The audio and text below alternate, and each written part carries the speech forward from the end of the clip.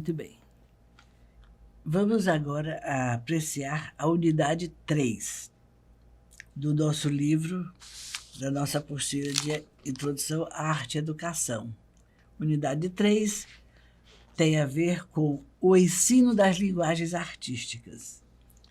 As artes visuais, pintura, escultura, arquitetura, tapeçaria, xilogravura e artes cênicas e música. Nós vimos na unidade anterior, unidade 1, que é uma introdução à parte estética e à parte histórica da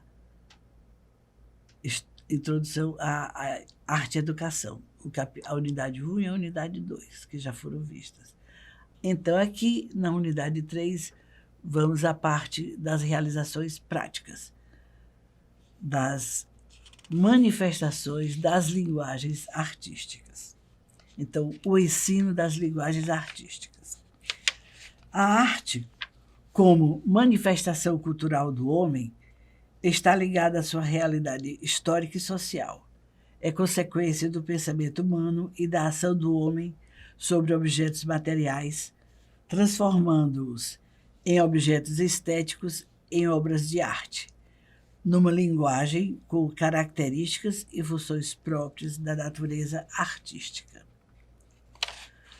Vocês se lembram da idade primitiva, da idade da pedra lascada, da pedra polida. Na antiguidade, o homem vivia em cavernas, mas já se comunicava também visualmente, através de manifestações de desenhos das paredes das cavernas, os desenhos rupestres. Então, não é novidade as crianças hoje desenharem. O homem, desde o seu início, seu surgimento da face da Terra, ele já usou do desenho. A Lei de Diretrizes e Bases da Educação Nacional, número 9.394, de 1996, no seu artigo 26, parágrafo 2º, legitima o ensino de artes como área do conhecimento e componente curricular obrigatório em toda a educação básica, compreendendo a educação infantil, os ensinos fundamental e médio, com o intuito de promover o desenvolvimento social e cultural de todos os educandos. Está na lei. A arte deixa de ser educação artística para desenvolver somente o prazer, se tornando uma disciplina do ensino regular e passa a ser considerada fazendo parte da área do conhecimento, da vida em sociedade, da atividade produtiva e da experiência subjetiva.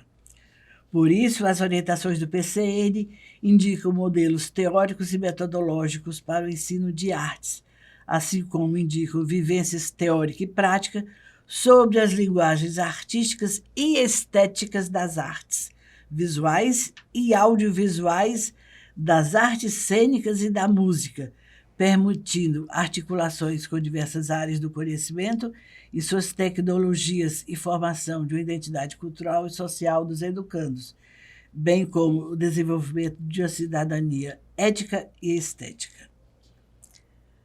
Vocês viram, falei sobre as artes visuais, audiovisuais, cênicas e da música.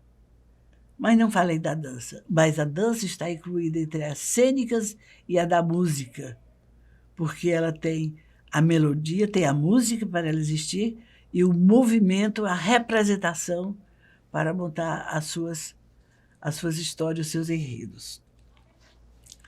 Vejam no material do acervo da biblioteca do AVA, que nós temos alguns exemplos de atividades, tanto de artes visuais, artes cênicas, teatro e dança e de música, para apreciação de vocês.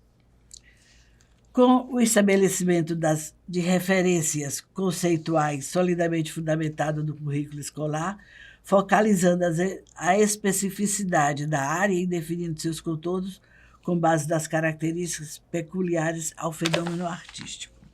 O PCN vai se aprofundar e, então, explica com detalhes o que sejam as artes visuais. As artes visuais são infinidade de representações visuais que nos revelam definições do mundo contemporâneo e do seu passado. Ela expressa sensações e sentimentos que nos permitem formular mensagens, conceitos e interpretações, através de imagens, expressões, formas, luzes, cores, conceitos, interpretações e sentimentos.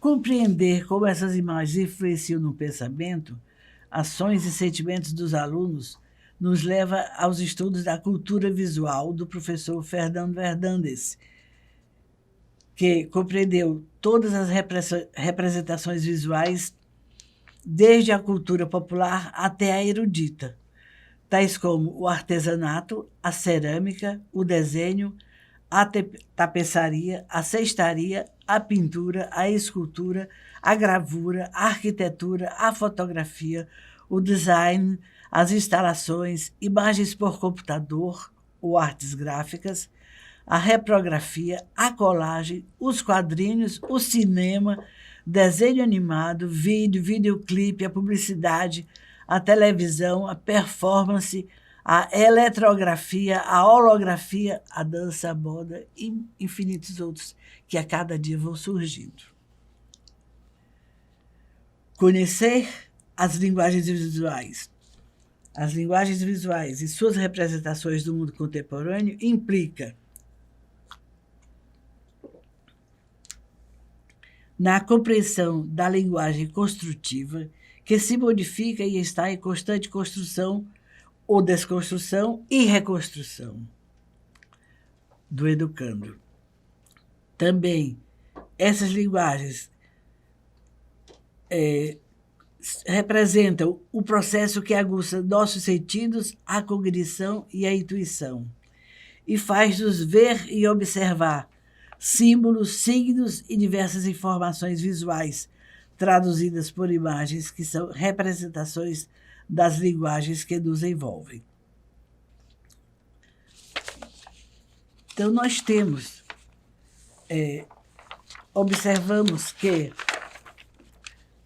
a história da humanidade está representada por linguagens visuais de formas diversas, constituídas de muitos elementos que, unidos, dão formas às imagens e às composições.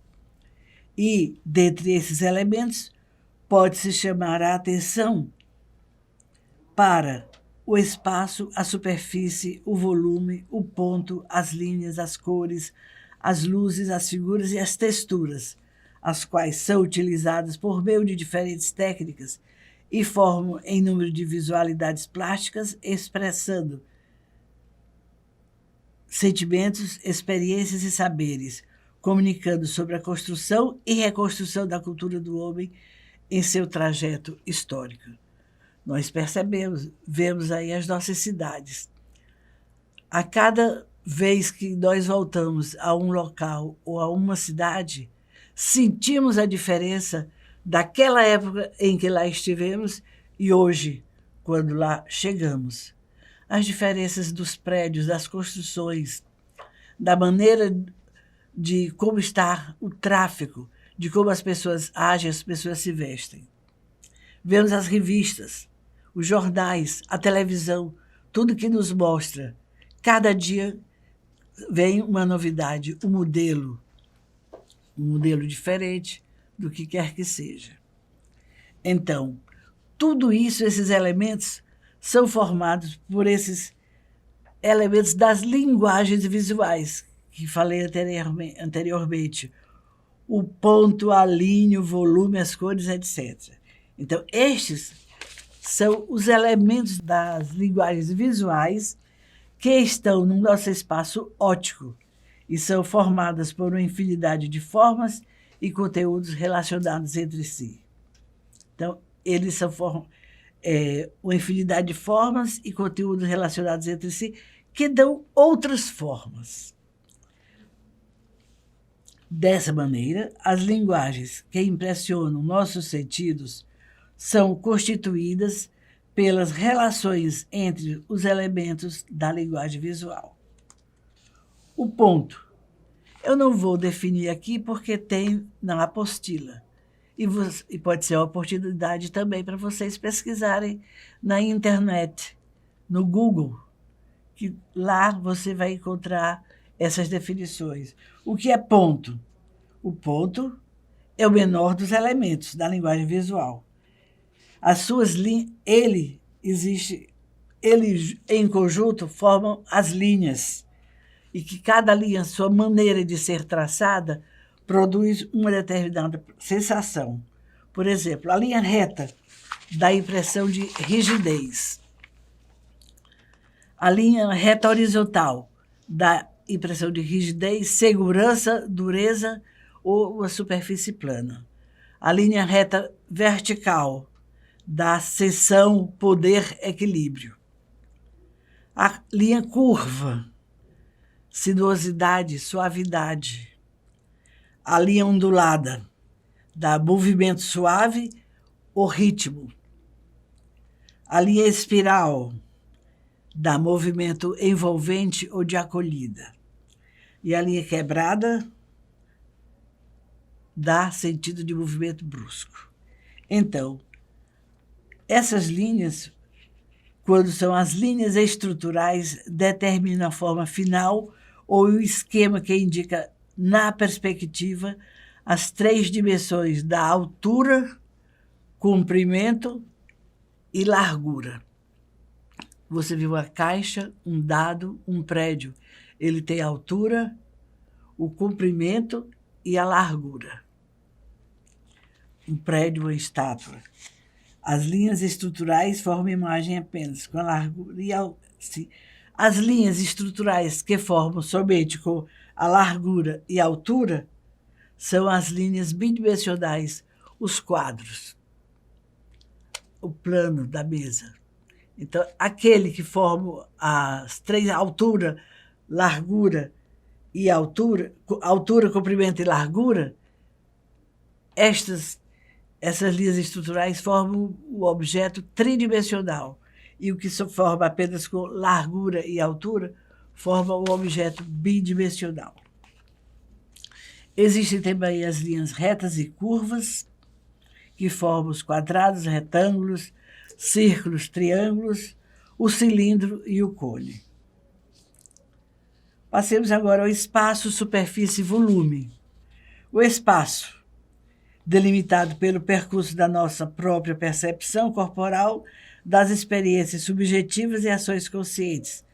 Percebemos melhor os espaços de imagens, de objetos, das construções, pinturas, monumentos e outras formas. O espaço está constituído das dimensões de altura e largura que formam um plano. E formam uma superfície, que pode ser uma forma aberta, plana, curva ou fechada. A superfície da mesa, a superfície deste ambiente, de uma casa, de um prédio, de uma igreja, uma basílica. A superfície pode apresentar um efeito visual dependendo do seu contorno ou limites ou massa visual e da organização de seus símbolos ou sinais. E uma superfície também nós podemos ter a sensação num quadro, numa pintura. Ela nos dá a sensação de superfície. E também volume, que dentro do espaço os volumes têm massa ou peso, densidade e dimensões, largura, altura, e agora dão sensação de profundidade. O volume nos dá a sensação de profundidade. Ele pode ser percebido pelo grau de luz ou de escuridão nas cores dos objetos. A pintura usou muito da tonalidade das cores para dar a sensação de volume. Texturas. As texturas são aparências visuais e podem ou não insinuar rugosidades, asperezas, suavidades, homogeneidade e diferenças do toque. As aparências visuais expressas das texturas podem resultar de procedimentos gráficos por pontos, linhas e traços. Os traçados gráficos diferenciam-se pelo tamanho, pela cor, luz, direção, podendo ser pontilhadas, circulares, paralelos, cruzados e lineares. As linhas também podem ser côncavas e convexas. As côncavas delimitam não delimitam o seu conteúdo interno, que pode extravasar, mas a convexa, ela já limita e protege a sua parte interna. Cor. Essa parte da cor vai ser muito interessante quando nós estivermos na aula presencial, que então veremos alguns slides, veremos a montagem das cores, como elas se combinam. A cor é uma sensação provocada por estímulos de luzes recebidas pelos nossos olhos. Durante o dia, percebemos o mundo colorido, e à noite, com a ausência de luz ou baixa luminosidade, as cores desaparecem ou se modificam. As cores são elementos visuais. Em relação aos aspectos físicos, químicos e fisiológicos, a cor é uma sensação provocada pela luminosidade, e suas nuances ou tonalidades dependem sempre do conjunto de outras cores das quais está mais próxima, e ainda da qualidade e cor da luz, que é filtrada e percebida pelos nossos olhos. Para estudarmos as cores, começamos pelas cores puras, que são as denominadas primárias, as cores vermelho, amarelo e azul, as quais, se misturando duas a duas, vão dando as cores secundárias. Vermelho com amarelo dá laranja, o azul com vermelho dá violeta, o amarelo com azul dá verde. E se forem misturadas as cores primárias com as secundárias, vão ser originadas as terciárias. E da mistura das cores terciárias com as primárias e secundárias, vão surgindo as cores intermediárias.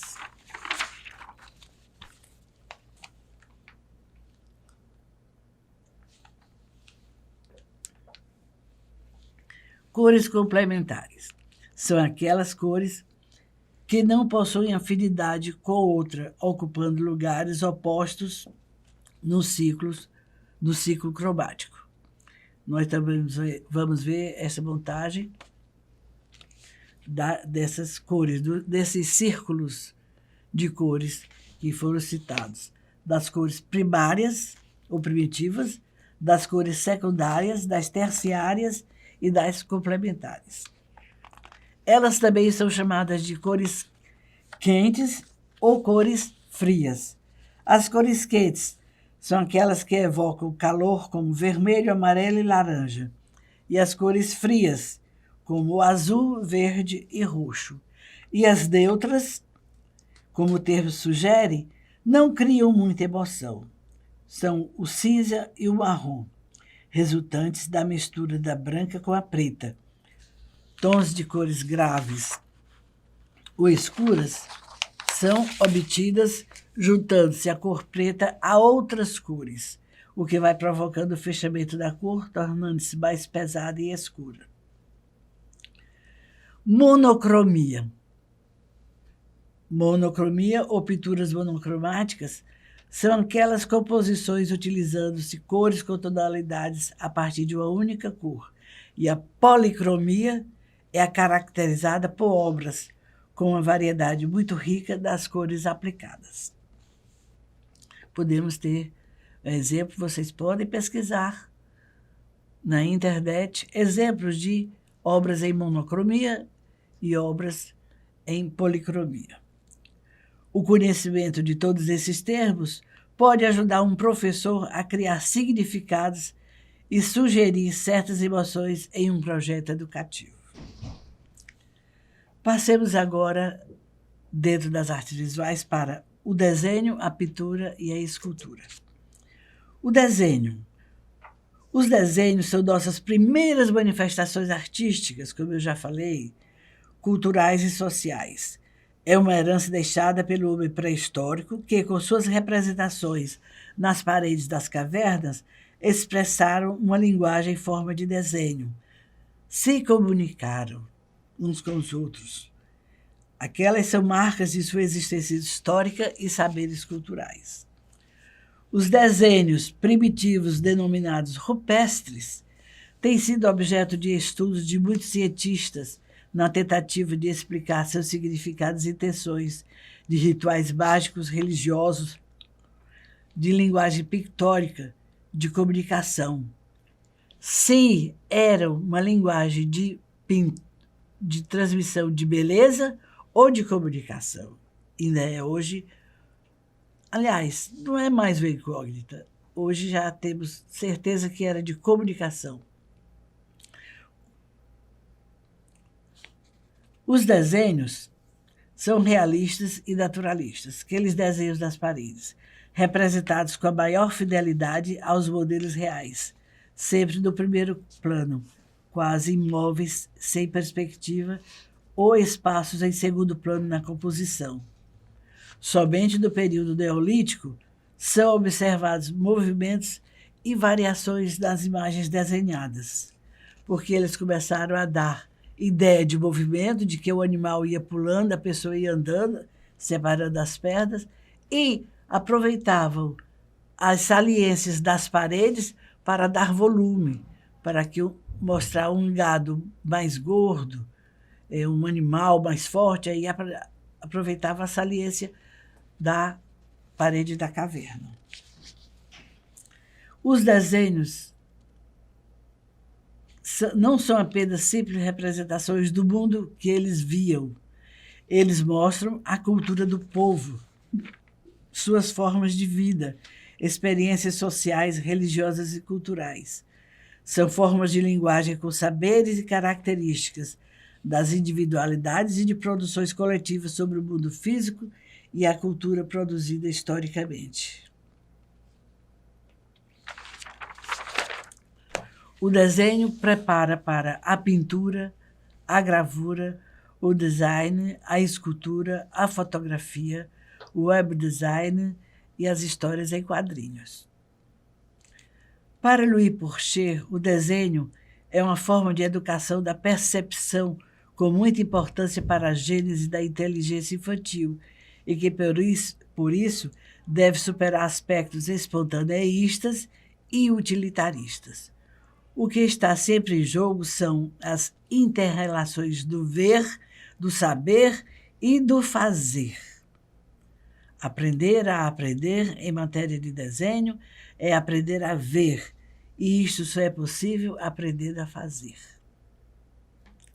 Então, nós temos que aprender a aprender e aprender a fazer.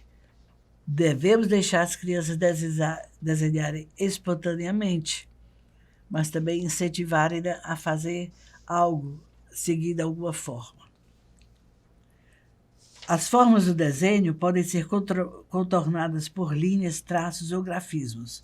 Além do contorno, as linhas podem dar ideia de volume associada a cores sombreadas com tons claros e escuros. Nos desenhos podem ser usados vários tipos de materiais, como lápis, pincéis, canetas, carvão, giz, grafite, etc. O desenho, além de registrar graficamente formas e estruturas do que se observa, tem diferentes finalidades, e por isso há vários tipos de desenho. O desenho científico, que desenha formas científicas, mãos, aparelhos do organismo, do corpo humano. Desenho representativo ou figurativo, que mostra uma figura, uma personagem, um objeto. Desenho abstrato. A forma é abstraída, não tem forma, os desenhos são bem as linhas livres, as cores livremente misturadas. Gravura. A gravura deriva-se do desenho desde os tempos remotos. Os nossos ancestrais gravaram em pedras, ossos, cerâmicas, etc. As estilizações das gravuras retratam de maneira simples, utilizando linhas e formas geométricas. A gravura pode ser feita em madeira, em metal, em pedra. A madeira chama-se xilogravura ou xilografia. Em metal, ela é feita com um ácido sobre o metal e a pedra sobre pedra. Aí nós temos a pintura, que pode ser... A pintura é a arte de representar formas ou imagens utilizando cores com muitos ou poucos elementos formais que podem representar fatos, objetos ou paisagens. A pintura pode ser realizada em diferentes temas como natureza morta, paisagem, religiosa ou sacra, figurativo ou de gênero, histórico, em murais e abstratos. A pintura também utiliza diferentes técnicas e materiais, sendo mais comuns a aquarela, a pintura pastel, a pintura têmpera, pintura a óleo, pintura acrílica e a pintura corporal. Então, nessas pinturas, nesses termos que eu citei, esses tipos de pintura, procurem na internet, procurem no livro. Aqui tem. Aí vocês vão e se localizam e aprendem o que é cada tipo da pintura. Cada tipo de pintura. A escultura. Nas artes visuais, a escultura é das mais antigas. Desde o Paleolítico, foram encontradas amostras manufaturadas em diversos materiais, como ossos, pedras, madeira, chifres, barro ou argila. Então, animais, armas e formas femininas, muitas, Vênus. Eles chamavam todas as formas, foram chamadas as formas femininas de Vênus. Aí nós conhecemos a Vênus de Willendorf, de Savignano, de L'Espugne, de Lausel, de Vestonica, várias bonequinhas de pedra que foram esculpidas da idade histórica, pré-histórica. O tecidos de pedra, de metal e argila. Esculturas de metal que eram feitas e representando estátuas, busto, estátua pedestre, estátua equestre, estátua sedestre, estátua jacente. Todos esses tipos de estátuas nós temos espalhados pela nossa cidade. O busto é aquela que apresenta a figura, a cabeça de uma pessoa que vem do busto para cima. É o busto. Uma estátua é a representação completa de uma figura humana ou de um animal. Aí nós temos, olha, uma estátua. A estátua pedestre é aquela figura do homem em pé. A estátua equestre, se ele está montado a cavalo.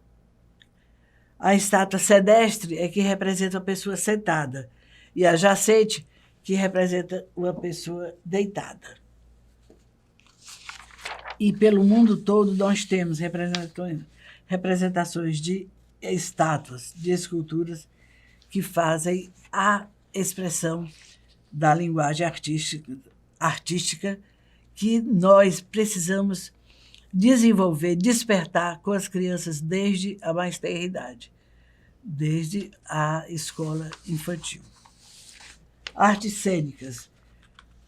Artes cênicas também vou somente fazer uma citação rápida, porque no livro, também na apostila, nós encontramos. O teatro é a expressão artística milenar que acompanha o homem desde os períodos mais remotos da nossa história até os dias atuais, fazendo parte do significativo e complexo sistema de vida humana. Segundo os PCNs, a dramatização, ou arte cênica, o teatro, acompanha o desenvolvimento da criança como uma manifestação espontânea, assumindo feições e funções diversas, sem perder jamais o caráter de interação e de promoção de equilíbrio entre ela e o meio ambiente. Essa atividade evolui do jogo espontâneo para o jogo de regras, do individual para o coletivo. O teatro permite a vivência de experiências sensoriais diversas, onde, a partir dos jogos teatrais e dramáticos, o jogador pode se posicionar em estado de simulação, envolvendo nessa realidade paralela do jogo suas emoções, conceitos e valores.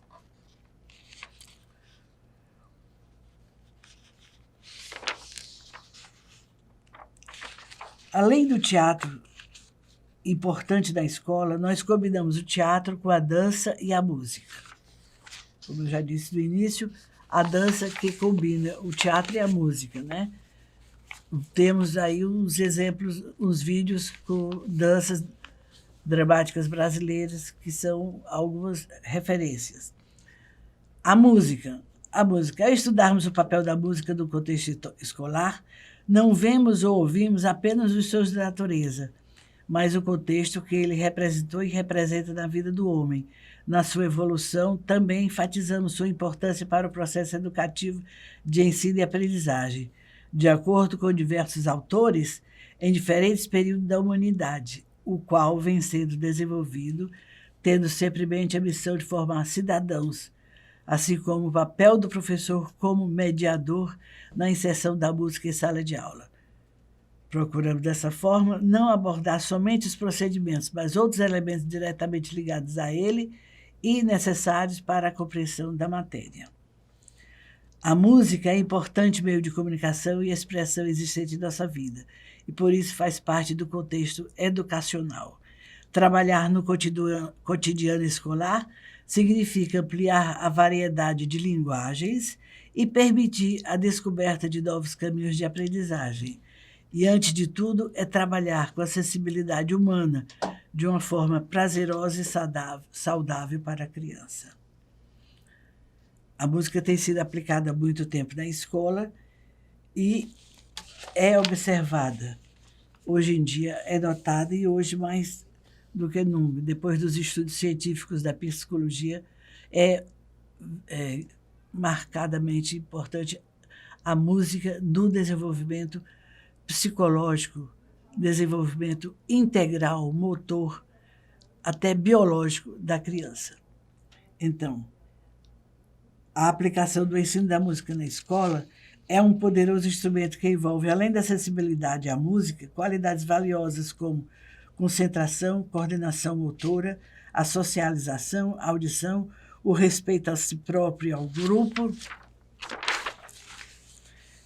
destreza do raciocínio, a disciplina pessoal, o equilíbrio emocional e inúmeros outros atributos que colaboram na formação do educando.